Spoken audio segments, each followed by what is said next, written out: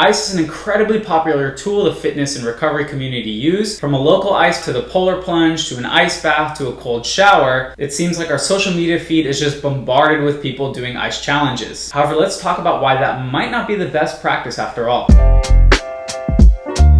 My name is Dr. Shines Farr. I'm a doctor of physical therapy, a board-certified orthopedic clinical specialist, and the owner of Unity Physical Therapy. I'm also faculty at my graduate program, and I'm a professional stuntman, breakdancer, and a competitive martial artist. During my time as a professional athlete, I definitely used ice and polar plunges. I've also prescribed ice to my patients, and I've also told my patients not to ice. So let's dive into why that is and how you can use it best. So why do we use icing? Ice, also known as cryotherapy, has thought to reduce inflammation.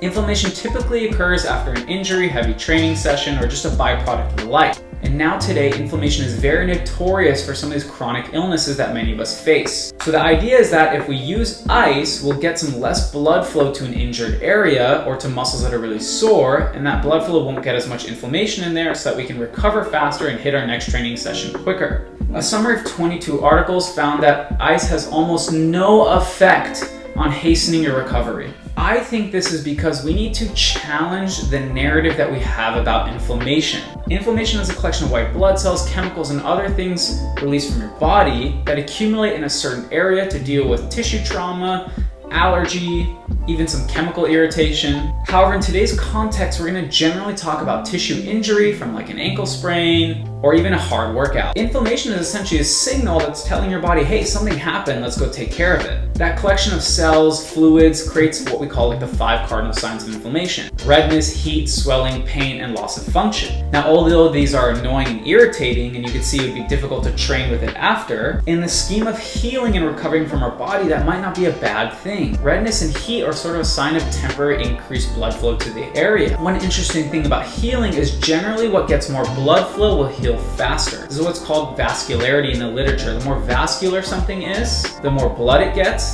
the more likely that tissue can regenerate and heal itself. You know, parts of your skin that get lots of blood flow, if they get cut, they heal pretty quickly. However, something like the inner third of your meniscus doesn't get a ton of blood flow. So if an injury happens there, it will take forever for it to heal, if even anything at all. Maybe the increase in blood flow after inflammation is serving a purpose. And for the other 3 signs like swelling, pain, and loss of function, some argue that's acting like a temporary splint for your body to sort of give the tissue support that it needs. The interesting thing about inflammation is it sort of sends signals to your body to say, hey, let's take care of this problem.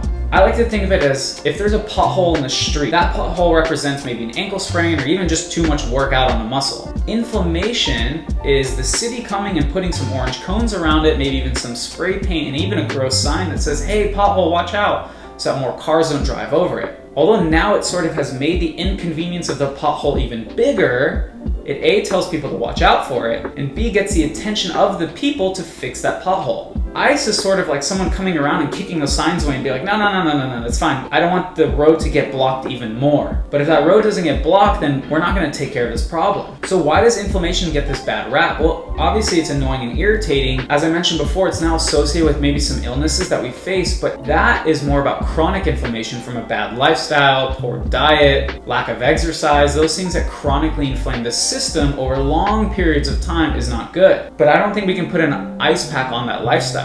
So how do we get to this popular conclusion that we need ice? Well, Dr. Gabe Mirkin wrote a best-selling book in 1979, and he coined the term R.I.C.E. for rest, ice, compression, and elevation. Since then, it's been popularized and used in so many recovery principles. However, Dr. Mirkin himself has changed his stance on ice. That's also what the research is showing as well. Older research and clinical practice guidelines held ice to a higher standard. However, now we're seeing the new modern literature is showing that it's less effective and may not need to be used. For instance, this clinical practice guideline from the American Physical Therapy Association on ankle sprains in 2013 gave ice an A-level recommendation. However, in 2021 gave it a C-level recommendation. And now there's even research showing that ice baths, cold showers after a workout may slow down our muscle gain. I actually don't think we should necessarily use ice baths after a workout. Some people like to do it for setting the circadian rhythm to help them use sleep and jet lag, and that might be an appropriate case in that time. Because that way when you cool down your body a lot, your body's trying to warm itself up and thinks it's like the earlier part of the day.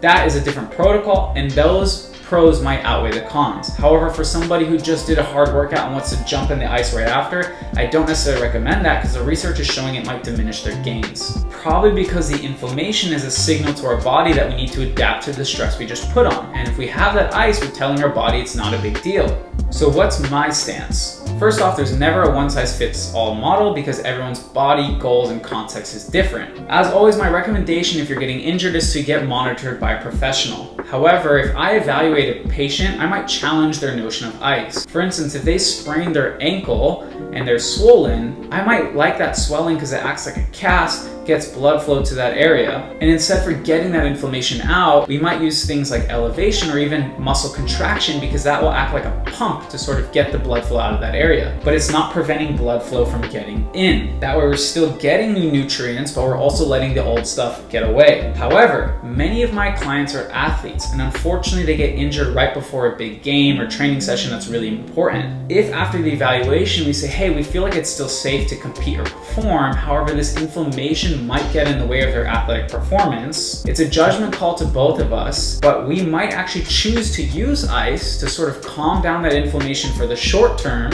just so that athlete can get through that game or practice session. However, I definitely wouldn't use ice right immediately before the match because it might stiffen up and dampen down the nervous system's firing rate. It's up to the athlete at that point to weigh the pros and cons. My current stance is if you don't have a really important match or game coming up, I would hold off on the ice in some situations. However, if let's say you rolled your ankle, it's not terrible, you're planning on playing the next day, we might just put some ice on it to calm down before the next day. I hope this video helps you understand more the nuances of when you should use ice and not use ice. Please like, comment, and subscribe. Follow us at Unity PTA LA and go to our website at unityphysicaltherapy.com for more information. I look forward to seeing you guys at the next time.